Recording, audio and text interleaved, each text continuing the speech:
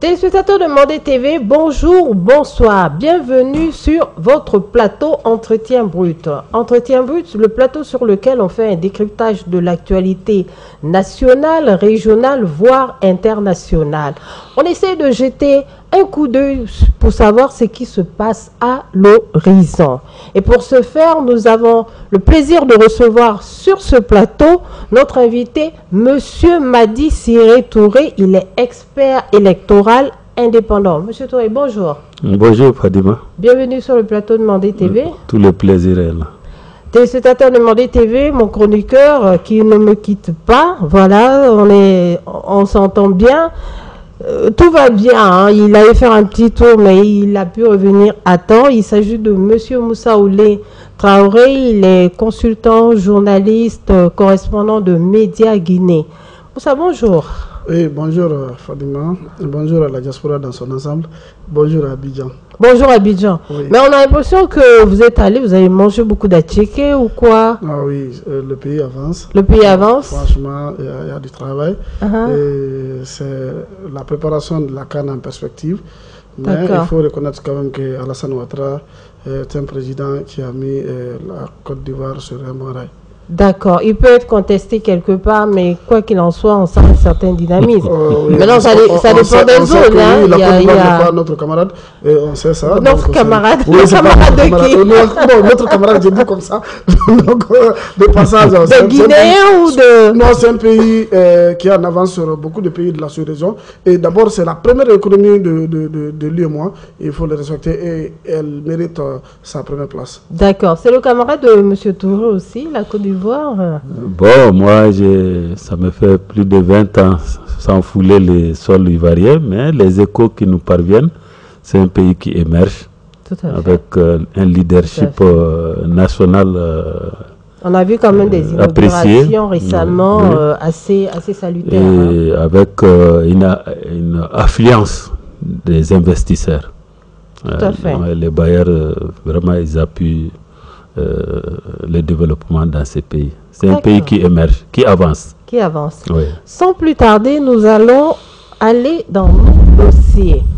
Alors, téléspectateurs, chers invités, Moussa, on a l'actualité régionale, on va dire, ce qui s'est passé en Guinée très récemment avec l'incendie du principal dépôt de carburant African Petroleum Terminal au port de Conakry dans la nuit du 17 au 18 décembre dernier. Voilà, quel constat, quelle observation vous avez pu faire de ça? Oui. Tout d'abord, vraiment, j'exprime toute ma compassion face à cette tragédie. C'est très grave. Un incendie au cœur de la ville, vraiment c'est très regrettable, très dommage, mais on déplore plus d'une dizaine de morts et des blessés, vraiment plus d'une centaine aussi. Donc vraiment c'est avec beaucoup de regrets que nous avons appris ce drame. Mais ce qu'il faut peut-être voir dans ça, c'est comme les autorités elles-mêmes disent qu'ils vont ouvrir une enquête pour situer les responsabilités, pour savoir quelle est l'origine de l'incendie. Est-ce que c'est un incendie qui s'est à partir des installations techniques, ou bien c'est un incendie d'origine criminelle? Je crois que c'est l'enquête qui pourrait déterminer. Mais d'ores et déjà, il y a des spéculations, comme vous le savez, avec le développement des réseaux sociaux. Les gens peuvent spéculer. Souvent aussi, ça peut être des propos qui peuvent ressembler vraisemblablement à des choses. J'ai écouté deux témoins qui parlaient. L'un parlait de missiles, que c'est 2 missiles qui sont tombés. Et il y a un autre monsieur qui est à Kaloum, qui est riverain du site d'hydrocarbures. Et lui, il parle plutôt de roquettes. Donc ça, peut-être c'est des pistes d'enquête qu'il faut voir, mais vraiment, c'est une première à ce que je sache que de tels incendies se déclenchent dans un dépôt d'hydrocarbures en Guinée. Je n'ai pas souvenir. Effectivement, ça a quand même surpris nous autres de la zone. On s'est posé beaucoup de questions. Qu'est-ce qui est arrivé? Ça a été l'info qu'on a eue comme ça le matin. On n'en revenait presque pas tous là. Moussa, vous qui êtes allé un petit peu enquêter là-dessus pour savoir, est-ce que, la question qu'on se pose de manière évidente, est-ce que cette zone n'était pas assez sécurisée pour qu'il y ait cette explosion? Qu'est-ce que vous avez recueilli? Oui, effectivement, c'est déplorable et c'était inquiétant, puisque depuis le régime d'Alpha Condé, la Guinée pensait déjà à délocaliser ce dépôt, donc qui se trouve en plein cœur du centre d'affaires de la Guinée. Vous savez, Kaloum, c'est d'abord la ville de Conakry, une petite île qu'on appelle Kaloum, donc qui a un pourtour de 15 km², donc c'est une petite ville d'où il y a le palais présidentiel et il y a le palais de l'Assemblée nationale, il y a le palais culturel et il y a aussi tous les départements ministériels qui sont dans la même petite île, sur la même petite île. Donc, il faut savoir aussi qu'il y a le port autonome de Conakry et il y a aussi le dépôt de carburant. Donc, c'est devenu menaçant et encombrant aux yeux des autorités d'alors. Donc, ils ont pensé délocaliser, ils ont fait des études de faisabilité à l'époque du régime d'Alpha Condé. Donc, ils ont situé ils ont mis les deux sites en relief, donc le site de Mourbaya dans la préfecture de Forokaria vers la frontière sierra-léonaise, et il y a aussi un autre site qui est à Mandiana ici, tout près du Mali, vers la frontière de Bougouni, donc pour pouvoir desservir le Mali. Donc ils avaient fait les études de faisabilité dont le financement, dont le gouvernement cherchait le financement qui s'élevait à l'époque jusqu'à 250 millions de dollars. Donc le gouvernement n'avait pas trouvé le financement. Donc le gouvernement pensait déjà à délocaliser cette zone. Mais ce qui est quand même inquiétant, Fadima, ce sont des cuves qui ont pris feu. Et ces cuves-là avaient des sécurités. C'est-à-dire c'était tellement sécurisé que l'on ne pouvait pas imaginer que le feu allait prendre ces cuves comme ça là, s'il n'y a pas de choses derrière. Donc c'était pas impossible, selon un expert que moi-même j'ai appelé, qui a travaillé aussi sur ce site, qui me disait que non, c'était pas possible que le feu maintenant soit déclenché comme ça, de façon délibérée ou bien par un circuit et tout ça là, parce que les cuves avaient des sécurités de dernière génération, donc tout ça là. Mais bon, tout porte à croire, comme mon expert vient de le dire, le procureur a lancé, a ordonné aux autres procureurs maintenant de faire des enquêtes maintenant pour chercher s'il y a d'origine criminelle par rapport à tout ça là. Mais aussi, il y a des analystes aussi qui visent partout parce que 2024, c'est l'année des élections en Guinée. Et la fin de 2024, c'est l'année à laquelle Doumbouya avait promis devant la CEDEAO maintenant qu'il ne fera pas même une minute de plus. Et à la veille déjà, on a entendu cette explosion et tout ça là. Donc, est-ce que derrière tout ça là, il n'y a pas un... Mais est-ce que... je trouve que on ne peut pas occulter... Attention. Non, je ne suis pas en train de dire que c'est ça, mais c'est une analyse. Est-ce que derrière tout ça là, le gouvernement ne peut pas se fonder sur tout ça là et puis prolonger un peu on n'est pas à Beyrouth, au Liban, quand même. Oui, non, mais tout peut arriver, comme on a fait ici au Mali, parce que le pays est en guerre, et tout ça là, il faut d'abord que Kidal soit dans les mains du peuple malien, mais si cela est fait, donc il faudra pencher encore à un nouveau... Maintenant, le glissement de calendrier en Guinée ne va pas surprendre quelqu'un, vu tout ce qui s'est passé, et on a vu avec Ebola du professeur Alpha Condé, et on a vu aussi avec coronavirus du professeur Alpha Condé, donc tout ça là, derrière tout silence, il y a aussi un agenda politique. Mais quelle est l'importance de ce dépôt de carburant par rapport à la nation, réellement? Bon, on a vu Wall Street Center aux États-Unis. Bon, il y a certains qui disaient que c'est les États-Unis eux-mêmes qui ont bombardé leurs choses pour avoir le pétrole saoudien. Tout ça, là, ce sont des calculs politiques. Mais il faut noter quelque chose, Fadima. L'incendie là a eu lieu la nuit vers Joléer. Et c'était très bien parce qu'il y a eu 14 morts. Donc le dégât a été... et là, mais moins oui, le dégât est là, moins constant. C'était 14 morts, donc plus de 240 et quelques blessés, et 700 familles sinistrées. Donc là, quand même, c'est... il faut le dire. Mais si c'était la journée, et c'est un centre d'affaires où il y a des millions de personnes maintenant qui circulent sur les attaques, donc il y aura encore... Le dégât allait être beaucoup plus important que cela. Donc, pour vous dire que... cet incendie aussi a fait sortir beaucoup de choses en Guinée.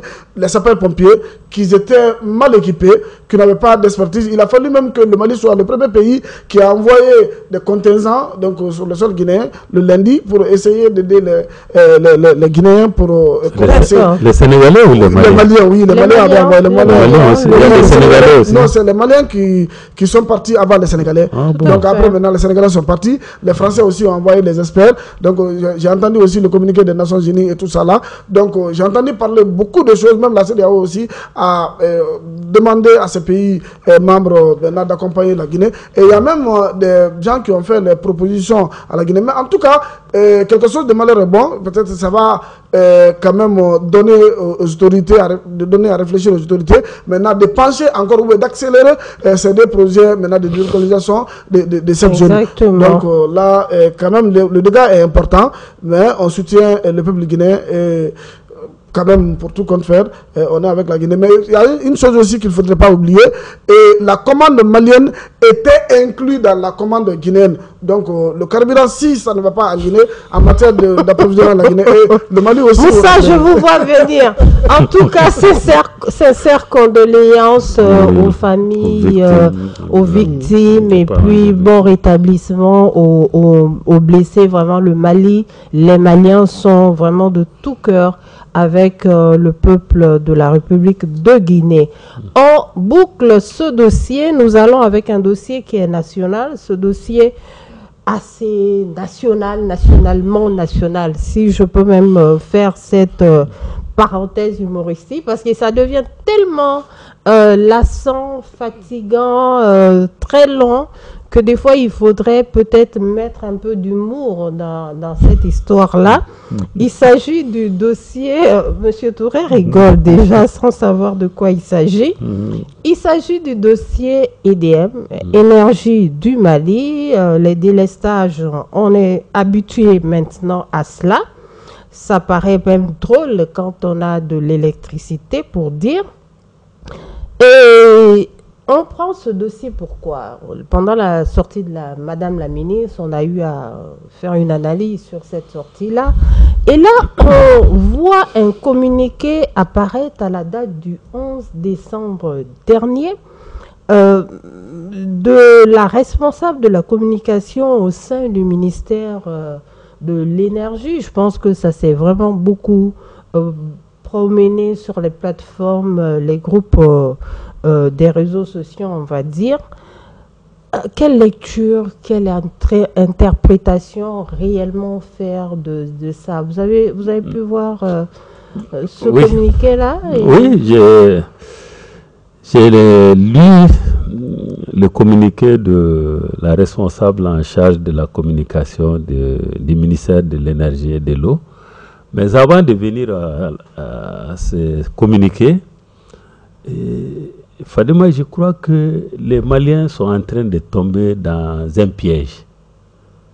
De tout temps, les services publics de l'État, précisément l'électricité, nous, on n'a jamais cherché à savoir qui amène le carburant, qui dépose le carburant, qui gère le carburant, qui dit nous voulons le courant. Un point, trait. C'est ça les services publics. Et jusqu'à preuve de contraire, l'EDEM est un service public. Même si c'est une société commerciale, ça appartient à l'État. Donc, on est en train de nous embarquer dans la recherche des solutions, ce qu'il ne faut pas accepter. Gouverner, c'est gérer les problèmes des citoyens. Depuis combien de temps, à ma connaissance, je suis à Bamako ici, ça vaut 40 ans, je n'ai jamais subi cette coupure. Ce n'est pas un délestage. Délestage, c'est moins que la coupure. Nous n'avons pas de courant. C'est absence d'électricité dans nos familles. Et le plus gros danger qui peut guetter une ville, c'est l'obscurité. C'est l'insécurité la plus grave dans une ville. Mais les gens sont en train d'accepter des explications, des raisons. Je crois que nous n'avons pas besoin de savoir qu'est-ce qui ne va pas à l'intérieur de l'EDEM. Parce que ceux qui sont là-bas, nous ne les avons pas mis. Ceux qui sont là-bas, ils ont été désignés par des gens. Maintenant, pour aborder un peu, je vais juste faire brièvement par rapport au communiqué de Madame Doussou Traoré, je crois. C'est la signature. Oui, voilà, c'est là. Alors, là, Doussou Djiré, Madame Doussou Djiré, je crois que il a manqué de réalisme dans ce communiqué. Et réalisme, en ce sens, tout ce qui est comme solution proposée, annoncée dans le communiqué, je ne vois pas de deadline. Je ne vois pas à quelle date, à part, on nous dit hypothétiquement septembre que la solution prendra fin, mais je ne vois pas ensuite des sous-solutions qu'on propose pour dire à partir de telle date, on ne parlera plus de problème de coupure d'électricité. Ça n'existe nulle part. Et secondo, tantôt on dit on fera des commandes de groupes électrogènes supplémentaires. Tantôt on dit qu'on va doter ceux qui exercent les petits métiers tels que les menuisiers, les boutiquiers, les tailleurs et autres, qu'on va leur doter des kits d'énergie. Mais si vraiment la première solution qui devrait mettre fin aux coupures, mais il n'y a pas lieu à faire encore d'achat des kits d'énergie qui seront commandés et qui va les acheter avec quel argent d'ailleurs?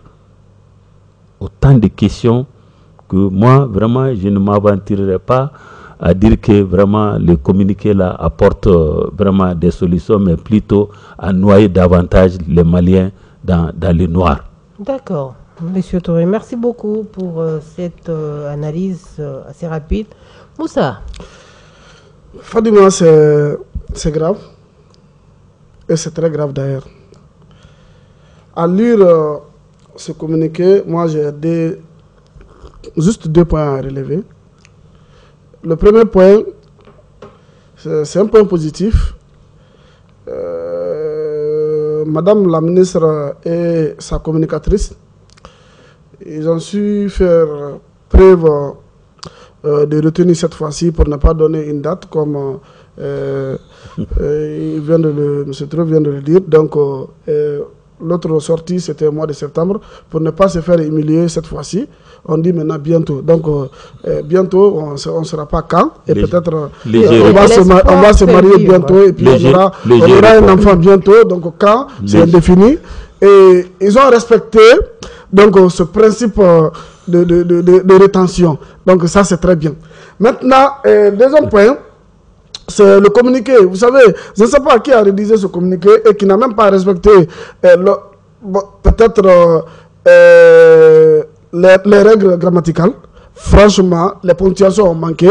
Et souvent, si ce communiqué-là qui a été écrit par une experte du département, ben, il faudra d'abord revoir ce communiqué.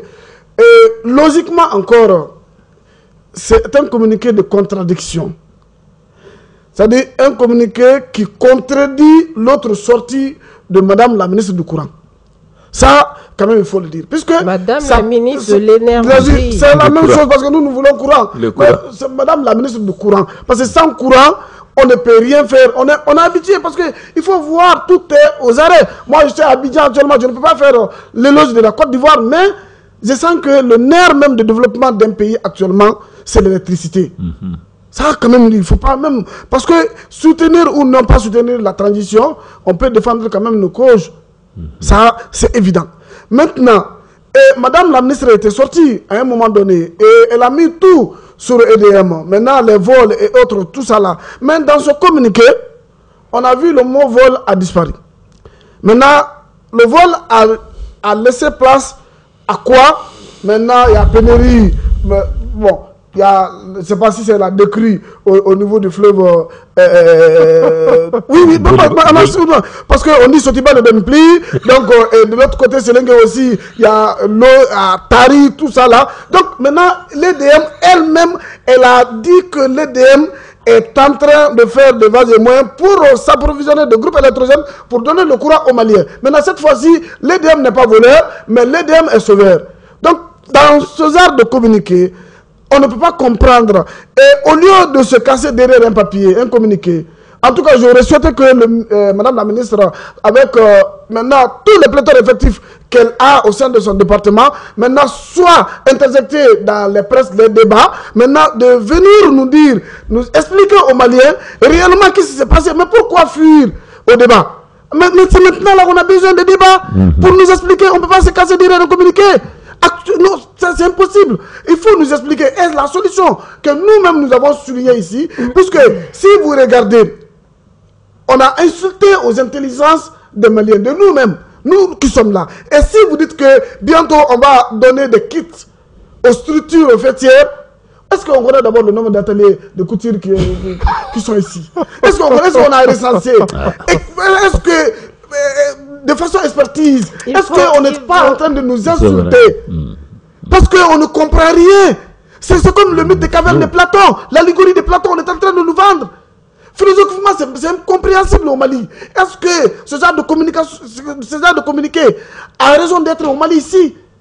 Mais à travers les mairies, ces structures qui payent des taxes... Il faut sorte de dire à ce département, dans une telle crise, comme Alpha Condé l'avait fait précédemment, dire au ministre d'aller vers les médias, expliquer le problème. Et tant que le problème n'est pas expliqué, il y a toujours des spéculations. Et maintenant, pour barrer la route aux spéculations, puisque nous savons maintenant que ce ne sert à rien de donner 100 000, 200 000 à un vidéoman, d'essayer d'endormir la population avec des rêves aussi qu'on ne verra jamais jour. Mais il faut quand même que vous sortiez maintenant dans les niches et venir sur les plateaux comme Entretien Brut, sur les grands plateaux pour essayer avec les experts, avec les journalistes. Mais pourquoi avoir peur des journalistes? Affronter les journalistes et expliquer ce qui ne va pas. Parce qu'on a vu que avec les distributions, parce qu'on connaît le nombre des hôpitaux, on connaît. Mais actuellement au Mali, moi-même j'ai peur. Moi qui a une femme enceinte, donc j'ai peur.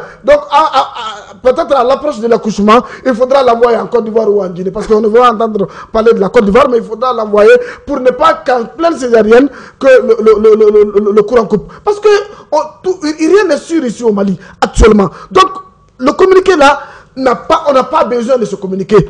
On a besoin de la présence de la personne elle-même, maintenant sur le plateau, pour nous expliquer questions-réponses, pour que les Maliens puissent comprendre. Et puis si, quand on demande aussi de sortir, ce n'est pas à Ouertem aussi qu'on sort, parce que là-bas, il n'y a pas de contradiction. Parce que ici, on ne nous dit pas, on ne nous donne pas quelque chose à avaler gratuitement. Donc, parce qu'il faudra, nous posons les questions du peuple et du pas peuple. Donc, Fadima, ce communiqué, d'abord, a relevé aussi un autre point saillant du Mali. On a parlé des dons. Et dans ce communiqué, on dit qu'il y a 1 million de litres qui est consommé par le Mali, par l'énergie du Mali chaque jour. Et on a parlé aussi des dons. Un pays qui veut maintenant encenser les donations pour montrer 120 et quelques mille litres qu'on a donnés au Mali. Étant donné que le Mali consomme 1 million de litres par jour, 120 litres de dons. On est en train de faire le c'est comme si on a fait ça. C'est comme si... Ça fait quelques heures d'électricité ça ne même pas une minute d'électricité. Dans une localité. Ça va prendre Mandé TV en un mois. Donc maintenant, c'est pour vous dire que ça ne nous arrange pas. On n'a pas besoin de tous ces éloges. Et tout ce qu'on a besoin, comme ce Touré l'avait si bien dit, on n'avait pas besoin de comprendre ce qui s'est passé, l'EDM a fait ceci, ou bien le nombre de citernes, ou bien le nombre de fournitures, tout ça là, on n'a pas besoin. Ce qu'on a besoin, est une solution adéquate. À quand la fin de cette calvaire? Effectivement, moi, quand j'ai lu, pour vraiment aussi donner mon appréciation par rapport à ce communiqué, vous avez déjà avancé tout ce qui a été dit. Et sur ce plateau, je l'avais aussi fait comprendre que les Maliens ont besoin de savoir quelles sont ces sociétés incriminées dans la fourniture du carburant. Jusque-là, c'est resté sans réponse. On ne sait pas quelles sont ces sociétés, quelles sont les quantités, aucune clarté à ce niveau-là. Mais moi, vraiment, ce qui m'a beaucoup touché dans ce communiqué, et Moussa vient de terminer son discours avec cela, c'est la liste des donateurs et les quantités. Moi, je vous assure que ça m'a quand même interpellé. Je me suis dit, mais mince, est-ce que ces mêmes donateurs dans les mêmes entreprises font partie... C'était les fournisseurs. Font partie des fournisseurs. Des anciens fournisseurs. C'était ou c'est parce que c'était des fournisseurs. C'était. Ils ont arrêté avec eux ou pas? Ils disent non, c'était des fournisseurs depuis. Mais est-ce que ces fournisseurs qui donnent ce carburant aujourd'hui fait partie des fournisseurs incriminés? Ça aussi, c'est une question à éclaircir. On a cité des noms de sociétés ici. Il faut que les Maliens aussi arrivent à savoir, est-ce que cette société aujourd'hui, cette personne qui donne 10 litres, 20 litres au Mali, fait partie des sociétés qui sont incriminées dans ce processus? C'est la grande question. Moi, c'est la question la plus évidente. C'est extrêmement important. Que je me suis posée. Oui, et les Maliens ont besoin aussi. C'est très simple, c'est très intelligent. Vous savez, ce qui nous gère, souvent, il y a des douillés parmi. C'est-à-dire, on veut faire déplacer le débat. Au début, on avait parlé de l'EDM et les gens parlaient que l'EDM, c'est du vol et tout ça. Jusqu'à ce que même les travailleurs de l'EDM, leurs femmes et leurs enfants ont subi maintenant des mépris et autres là dans les écoles ou au marché. Mais comme on a fini avec l'EDM, l'EDM est sorti pour se défendre. Il y a le syndicat qui a parlé. Maintenant, après, on veut nous faire croire encore qu'il y a des fournisseurs maintenant qui ont eu des nombres de pléthores et tout ça là. Pourquoi? C'est pour nous faire occuper encore à un autre débat. Le débat n'est pas là-bas. Le débat c'est où? À quand le débat aussi là-bas. Non, mais parce qu'on n'a pas besoin pour le moment. Non, mais c'est déjà gâté. Le débat. Mais ce qui a été dit, et le tarissement de l'eau dans le fleuve, et aussi Sotiba est arrêté, et tout ça là, c'est ça le problème. Oui. Maintenant, à quand la réhabilitation de ces anciens? À quand maintenant les fours? Parce que c'est ça. Sur la partie, moi je vais aller plus loin par rapport à ce que Fadima a dit. C'est-à-dire, c'est comme si vous faites voler par quelqu'un, et le lendemain, il vient vous offrir ce qu'il vous a volé. Est-ce qu'on est dans ce schéma? Une partie, oui, une partie. Est-ce qu'on est dans ce schéma? Mais on doit...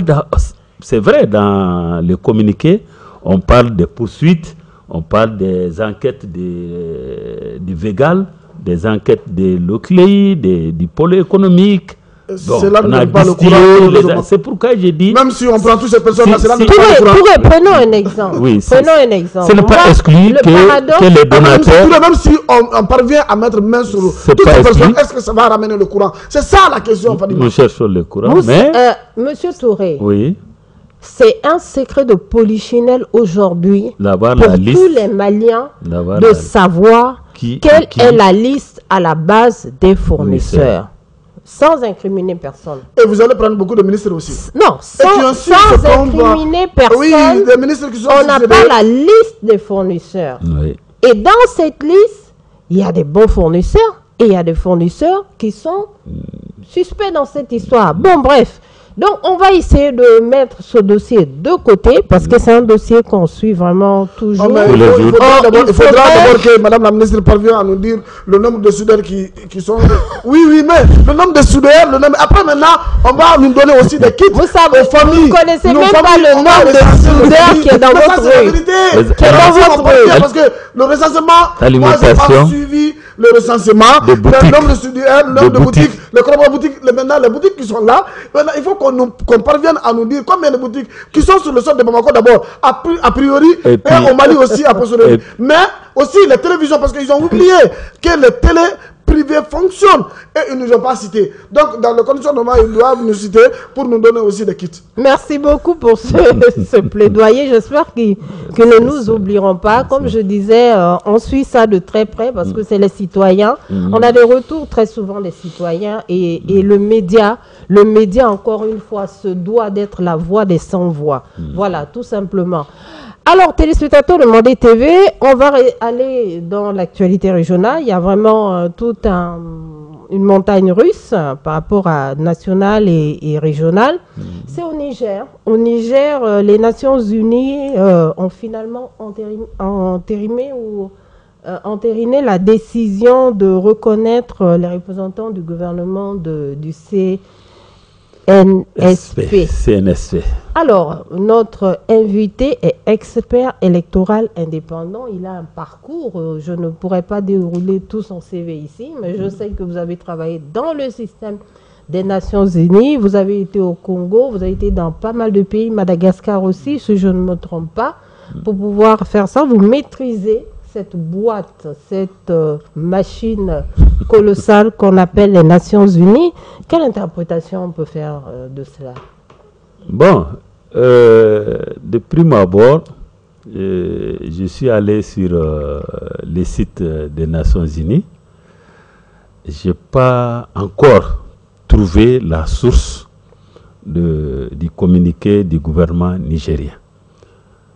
Quand le gouvernement nigérien est sorti pour dire que la commission de vérification des pouvoirs pour participer à l'Assemblée générale des Nations Unies, qu'on a décidé d'accepter les représentants du gouvernement CNSP. Alors, pour le moment, la source, c'est le ministère des Affaires étrangères du Niger. Peut-être plus tard, le site pourra être fourni de cette information, mais à ce que j'ai cherché, parce que au niveau des Nations Unies, vraiment les choses ne se passent pas comme à l'EDM. Hein. Tout est tout est clean, c'est de la transparence. On décrit, on dit voilà, à partir de ça, et voilà, dorénavant. Or, ce qui m'intrigue un peu, il n'y a pas une session en cours.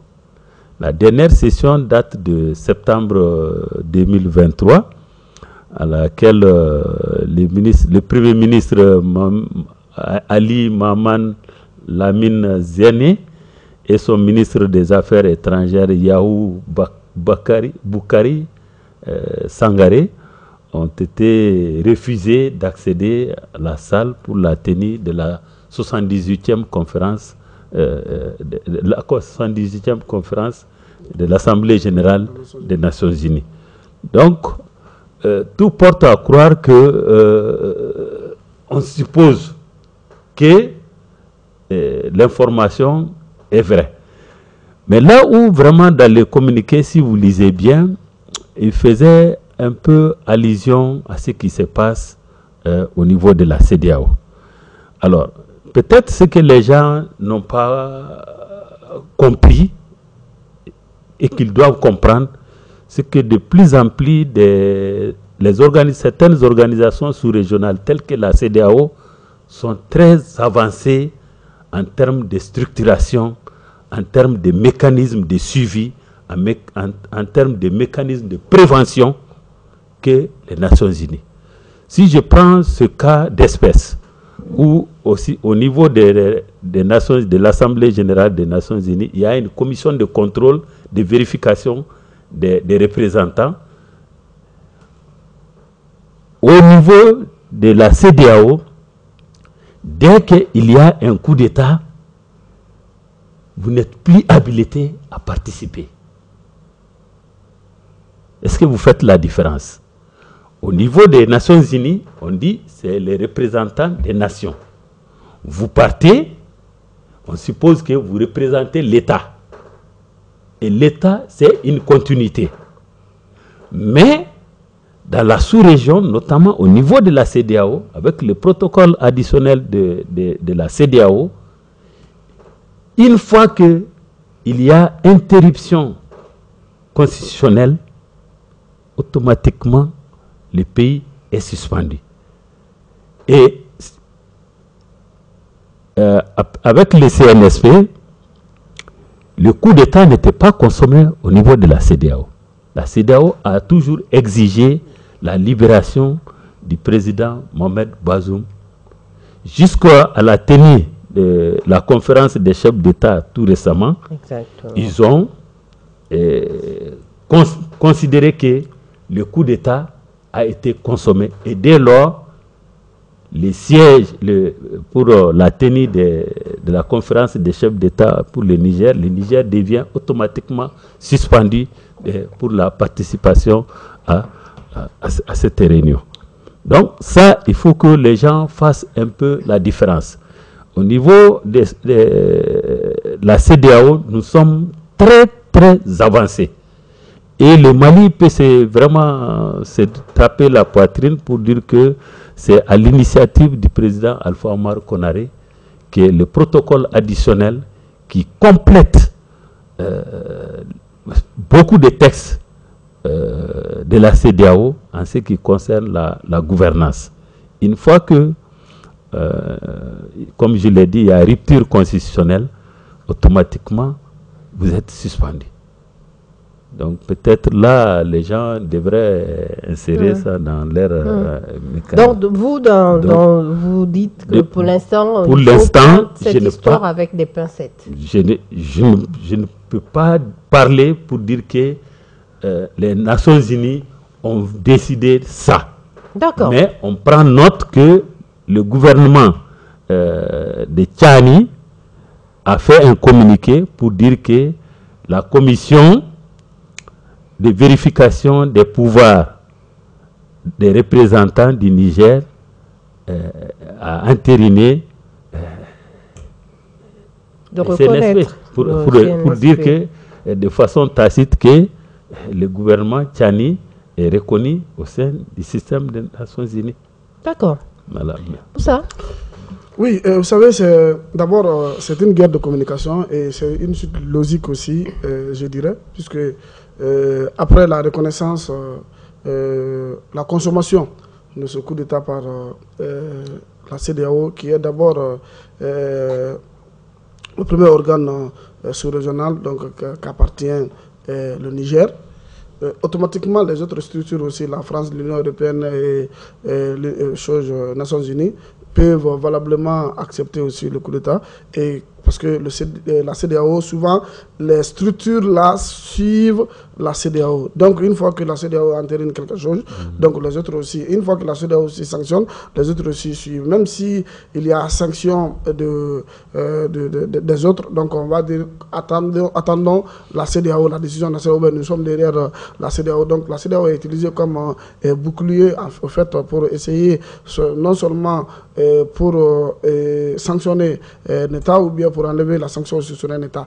Mais ce qui est encore un peu bizarre dans ce communiqué, ce n'est pas la reconnaissance des Nations Unies. Mais au fait, quand le communiqué l'a passé, ça y est sur les réseaux sociaux il y a longtemps, mais on n'a pas vu encore un autre communiqué, un démenti de la part des Nations Unies aussi, qui dit que non, nous n'avons pas entériné tout ça là. Au fait. Donc, cela veut dire que jusqu'à présent, on va prendre ce communiqué comme une information, une vérité, puisqu'on n'a pas entendu d'abord une contradiction. Sinon, souvent, dans ce cas de figure, si cela se produit, on voit les Nations Unies, un autre communiqué qui vient maintenant entériner l'autre communiqué. Mais jusqu'à présent, on entend. Mais ça peut être. Ils sont quand même à cheval pour la désinformation. Et puis ce n'est pas aussi un communiqué qu'on peut. Bon, ça, c'est un communiqué en catimini, ça peut se faire aussi. Hein, parce qu'il y a des gens qui sont pro-Niger. Vous savez, ce sont des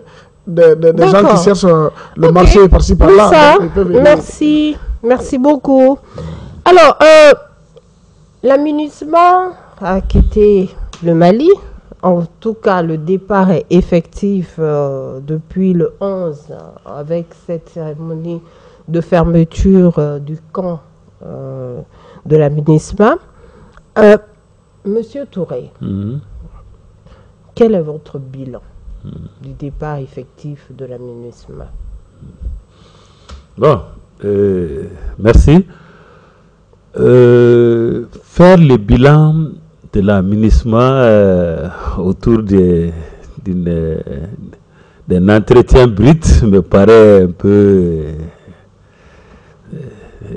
un exercice assez difficile, parce que pour faire un tel bilan, il faut aller d'abord faire l'historique, c'est-à-dire aller avant la MINUSMA, comment nous étions, sans faire ce postulat, ce diagnostic, et dire que voilà, à tel niveau, c'était comme ça, c'était par rapport au mandat.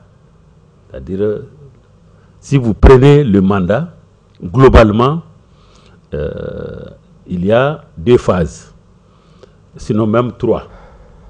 Il y a, dans un premier temps, avant la MINUSMA, il y a une résolution qui a créé la MISMA, la Mission internationale pour le Mali, qui est une organisation chapeautée par la CEDEAO et la Commission paix de l'Union africaine.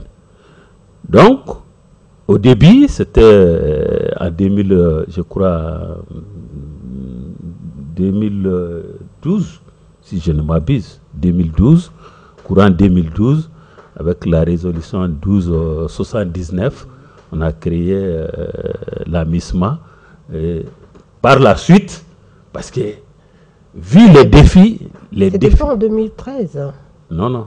Non, 2012, oui. 2012, oui, quelques mois juste après. C'est la MINUSMA qui est... Tout à fait. Donc, vu quand on a mis en route cette mission internationale, et qu'il y a eu des conférences des donateurs pour venir aider le Mali compte tenu des problèmes humanitaires, des violations des droits de l'homme, des problèmes de gouvernance, l'insécurité, le djihadisme, le terrorisme, etc., etc. On a vu que ces défis dépassaient largement les capacités de telles missions. Donc, il faut un peu élargir et que ça soit sous la mission des Nations Unies, qui est lorsque il y a une menace à la paix et à la sécurité internationale, les Nations Unies doivent intervenir. Et quand les Nations Unies interviennent, c'est comme la communauté internationale, toutes les nations vont faire bloc pour intervenir afin de circonscrire cette menace à la paix et à la sécurité internationale. Donc, c'est ainsi que on a créé, à partir de 2013, la mission multidimensionnelle pour le Mali, MINUSMA, et qui avait une mission et un mandat essentiellement axé sur la stabilisation et la restauration de la souveraineté et de l'autorité de l'État sur l'ensemble du territoire national. Voilà, c'était ça, la mission première qui est consignée dans la première résolution qui a créé en 2100, si je ne m'abuse, 2100 des Nations Unies. Cette résolution qui du Conseil de sécurité. Et là, j'ouvre une parenthèse pour dire que il y a 2 types de résolutions aux Nations Unies. Il y a les résolutions de l'Assemblée générale et il y a les résolutions du Conseil de sécurité. Et la différence fondamentale, c'est que les résolutions du Conseil de sécurité sont des résolutions à caractère contraignant. C'est-à-dire, elles s'imposent, contrairement aux résolutions de l'Assemblée générale, qui sont des résolutions politiques, qui peuvent même être considérées comme des recommandations, mais la mise en œuvre pose problème. Mais une fois que le Conseil de sécurité décide et prend une résolution, l'exécution est obligatoire. C'est ça la différence fondamentale. Donc, si vous prenez déjà comme mandat de la MINUSMA, à savoir sécuriser les grandes agglomérations, stabiliser et la sécurité au niveau des grandes agglomérations, mais aussi faire en sorte que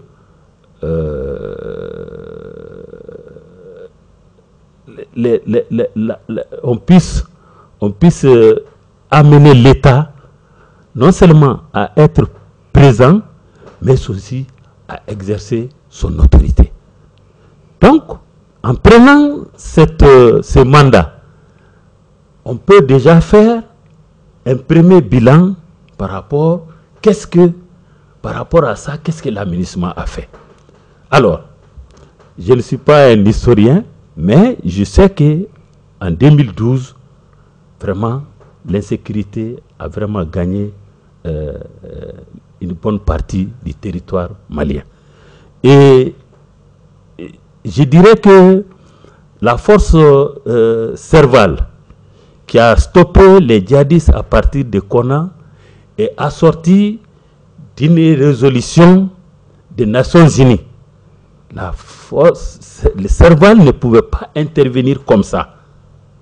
Donc, pour stopper et en même temps aider les civils, la protection des civils, qui fait partie d'un mandat intégral de la MINUSMA. Donc, à ce niveau, on peut dire que vraiment, à partir de l'arrivée de la mission, les grandes agglomérations, quand même, on a eu ce qu'on appelle une certaine stabilité au point de vue sécuritaire. Maintenant, comme c'est une mission multidimensionnelle qui doit prendre en compte beaucoup d'aspects du développement, de gouvernance, des questions de réformes sécuritaires, etc., etc., il faudra voir tous ces domaines dans lesquels la MINUSMA avait contribué à appuyer. Parce que fondamentalement, la MINUSMA n'intervient pas en chef. C'est l'État qui a la responsabilité première de conduire, de protéger les citoyens et leurs biens. Ça, c'est une condition sine qua non d'intervention des missions. Et ces missions n'interviennent que suite à des requêtes. Et tantôt, M. Traoré le disait, il y a toujours, depuis la création des organisations sous-régionales, le principe de subsidiarité est toujours, prévaut toujours quand vous demandez l'intervention de la MINUSMA. Vous ne pouvez pas le faire tant qu'il n'y a pas une demande de la CEDEAO. Ça ne peut pas aboutir tant que la commission paix de l'Union africaine n'est pas impliquée en adressant une lettre au secrétaire général des Nations Unies. Au niveau de la CEDEAO, c'est pareil, et c'est l'État qui étant le premier bénéficiaire, la demande aussi doit émaner de cet État. C'est à partir de là on crée la mission. Donc, à partir de 2012, si nous prenons ces grandes agglomérations, on peut dire qu'il y a vraiment des efforts louables. Même si ce que les gens demandent, la MINUSMA, les casques bleus ne partent pas à l'affrontement parce que ce n'est pas leur mission. C'est là où, fondamentalement, il y a un problème de compréhension du mandat de la mission par la population. Quand la mission arrive, d'abord, quand nous sommes civils, dès qu'on nous rencontre sur le terrain, les gens disent, mais vous êtes officier de quel corps? Je dis, non, moi je ne suis pas un militaire. Ils disent, ah bon? Au niveau de la mission, il y a aussi des civils. Parce que les gens pensent que cette mission n'est constituée que des forces armées, des contingents des pays qui fournissent les troupes. Donc, ils ont des missions spécifiques, très claires. Mais quand les missions arrivent, alors l'État, souvent, a des problèmes à jouer son rôle qui est décrit dans les rapports qui les lie avec les Nations Unies. Donc, ce qui fait que les gens font l'amalgame. Et souvent, vous allez entendre que il y avait le camp de la MINUSMA ici, on est venu tuer ou bien on est venu attaquer tel lieu. Alors que partout où il y a un camp, une emprise de la MINUSMA, ça devrait être cohabité avec des troupes maliennes. Parce que c'est eux qui ont la responsabilité première d'assurer la protection et la sécurité des Maliens et de leurs biens. Donc, sur ce point, on peut dire que jusqu'à la résolution 2690, vraiment, partout où la MINUSMA avait ses emprises, vraiment, c'était... S'il y a attaque, ça ne pouvait être que des attaques ciblées, des roquettes qu'on lance à l'intérieur du camp, mais vous ne verrez jamais des attaques frontales pour venir vers les camps. Mais aujourd'hui, je crois que cette situation, ça commence à changer. On est en train d'avoir des cas où c'est tout un camp, comme avant 2012, avant MINUSMA, ce qui s'est passé, on est en train de retomber dans cette situation où on vient attaquer un camp militaire. Ce qui était vraiment... D'accord. Parce qu'il faut distinguer aussi des postes des camps. Les gens font aussi cette confusion. Un poste, ce n'est pas un camp militaire. Un poste, c'est quelques éléments, 2 ou 3 éléments. Ok. Donc, c'est fastidieux. Hein. Voilà, ça c'est fastidieux. Si vous prenez les questions des droits de l'homme, c'est là où vraiment, je crois, comme vous le dites dans votre jargon, la goutte d'eau a débordé le vase. Parce que une des missions fondamentales du mandat de la mission, c'est vraiment de veiller aux violations des droits de l'homme, aux atteintes des droits de l'homme. Et systématiquement, quand il y a des cas de violation des droits de l'homme, c'est relevé et des enquêtes doivent être ordonnées par les tribunaux nationaux.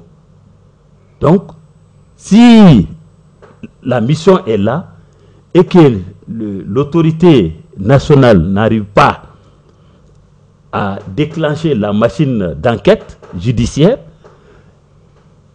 la MINUSMA peut leur apporter appui pour qu'on fasse les enquêtes, parce que le respect des droits de l'homme constitue une mission extrêmement importante au sein de ces différentes missions. Si vous prenez aussi la question humanitaire, je vais résumer. Les questions humanitaires, je crois que dans les questions humanitaires, mettez tout ce qu'il y a comme des KIPS qu'on appelle les petits projets à impact rapide, où on vient appuyer des groupes pour qu'ils puissent avoir des ressources, des associations, etc. Mais aussi des petits marchés qu'on attribue aux locaux, aux nationaux pour exécuter des petits travaux. Il y a cela. Mais aussi plus loin, il y a ce qu'on appelle le transfert de compétences, où la mission peut recruter localement, et je crois que l'effectif, vous avez peut-être compris, que la MINUSMA utilise un très nombre important de Maliens dans les différentes régions, au niveau, même à Bamako, et que ces gens-là contribuent aussi à la réalisation de la mission. Voilà. Bon, si je dois parler du volet électoral, c'est là où c'est plus intéressant, c'est plus palpable. Parce que à ce niveau, il y a trois niveaux d'appui. Ce sont des appuis, c'est-à-dire l'appui technique à travers l'expertise que les gens ont pour vraiment aider les pays, comme c'est un pays en transition, comment les aider à avoir l'expertise nécessaire afin que des élections transparentes, crédibles soient organisées. Et après, il y a ce qu'on appelle l'appui logistique pendant les opérations électorales. C'est depuis 2012, hein, cela est vérifiable, que le déploiement et du matériel et du personnel électoral sont effectués dans une bonne partie des régions du Nord à travers l'appui de la MINUSMA. Il contribue aussi à la surveillance à l'observation, au monitoring de ces élections pour voir qu'est-ce qu'on peut faire en termes d'appui financier également. Voilà, quelque sorte. Je peux dire que... Avant que vous puissiez faire votre bilan, peut-être que vous traînez à faire. Oui. Moussa, si vous avez une question. Oui, cette question, M. Touré, par rapport au mandat, je veux savoir les limites et les failles de ce mandat. Et encore une deuxième question, est-ce que ces limites-là concernent, il y a une particularité pour le Mali, ce que je veux savoir? Effectivement, si vous prenez la résolution 2100 jusqu'à la résolution 2690 qui concerne le Mali, vous prenez chaque résolution, vous verrez qu'il y a ce qu'on appelle une évolution. Une évolution en termes de sollicitations du gouvernement. Je prends le cas des 3 ou 4 dernières résolutions dans lesquelles le gouvernement a toujours sollicité à ce qu'on change la nature du mandat de l'aménagement. À savoir que la lutte contre le terrorisme devrait être une partie intégrale du mandat. Or, si vous prenez tous les mandats, vous ne verrez nulle part que les casques bleus ont pour mission d'aller combattre les terroristes. Ça, c'est le premier problème. Deuxième problème. Au nord, si nous prenons la typologie des groupes armés, des milices, des Al-Qaïda, Moujao, Ansardine, si vous prenez chaque type de groupes armés, quelque part, les enquêtes peuvent révéler qu'il y a des interférences des groupes armés et des groupes djihadistes. Autrement dit, il y a ce qu'on appelle des difficultés de distinction par rapport à la composition de ces groupes. Donc, ce qui fait que le gouvernement, étant en difficulté, ne peut que solliciter l'appui de l'aménagement à combattre ces groupes armés ou ces terroristes de manière à ce que la mission reste dans son mandat.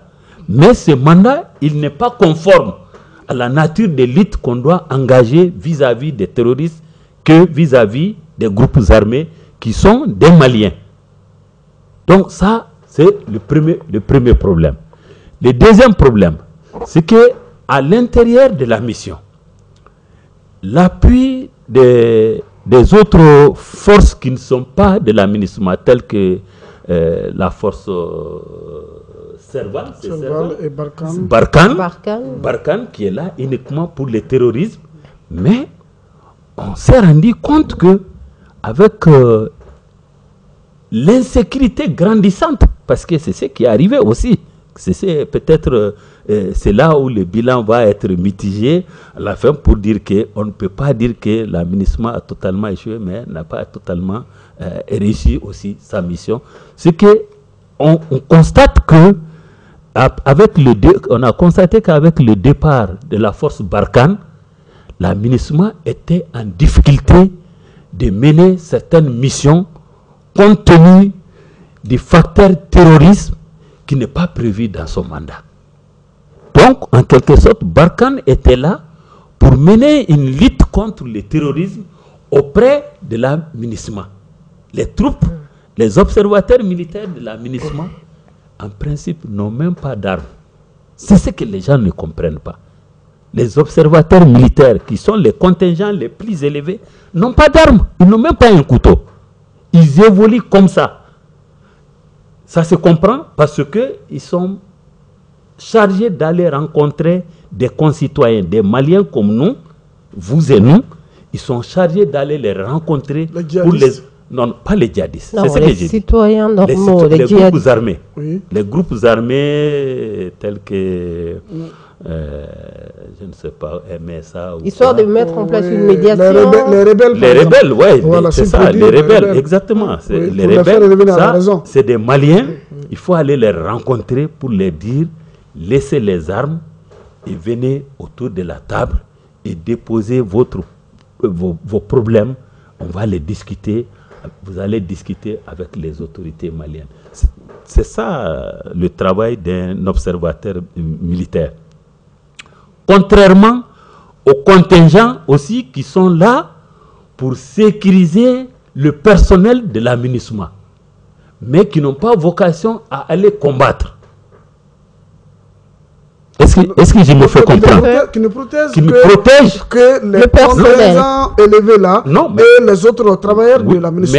Mais en même temps, ils ont mission de protéger les civils qui sont au niveau du site. C'est-à-dire s'ils sont à Mopti par exemple, chaque matin, ces observateurs doivent sortir. Il y a les militaires qui sortent pour faire des patrouilles. Il y a la police et la gendarmerie qui font une équipe mixte aussi, des officiers de police judiciaire qui sortent aussi pour aller voir pour aller voir au niveau des commissariats, ou bien identifier qu'est-ce qui s'est passé, lui on l'a arrêté, qu'est-ce qu'il a fait. Et aussi, il travaille avec la police nationale en appui. D'accord. En appui. Donc, même si par hasard, ils se rencontrent sur la route, ils rencontrent les djihadistes ou les rebelles sur la route, dans un engin comme ça, est-ce qu'il y aura affrontement? À supposer qu'ils n'agiront que lorsqu'il y a attaque. Si on les attaque. Si on les attaque, il y a pas. ce qu'on appelle la légitime défense. Et si on ne les attaque pas? Si on ne les attaque pas, ils ne peuvent pas faire la guerre aux terroristes. Ce n'est pas leur mission. D'accord. Donc ça a été la faille, évidemment, qui était dans le les mandats n'étaient pas conformes aux réalités, aux besoins du terrain. Et chaque fois, le gouvernement malien, comme dans d'autres pays, ce n'est pas une première au Mali, même au niveau de la MONUSCO. Les débats sont actuellement c'est pareil, c'est exactement la même chose. Les groupes armés, le gouvernement congolais a toujours demandé à ce qu'on utilise le chapitre 7, c'est-à-dire l'utilisation de la force pour aller démobiliser les troupes, les groupes armés. Mais chez nous ici, on le fait avec dialogue. Diplomatie, c'est-à-dire les groupes, c'est ça le volet que je devrais ajouter au domaine d'intervention, à savoir la démobilisation et la réinsertion, DDR, démobilisation, réinsertion. Voilà. Monsieur Touré, pour clôturer le bilan, pour terminer notre entretien brut d'aujourd'hui. Oui, c'est ce que j'ai dit. Hein. C'est pas la mission n'a pas que des échecs à son passif. Il y a eu des réussites.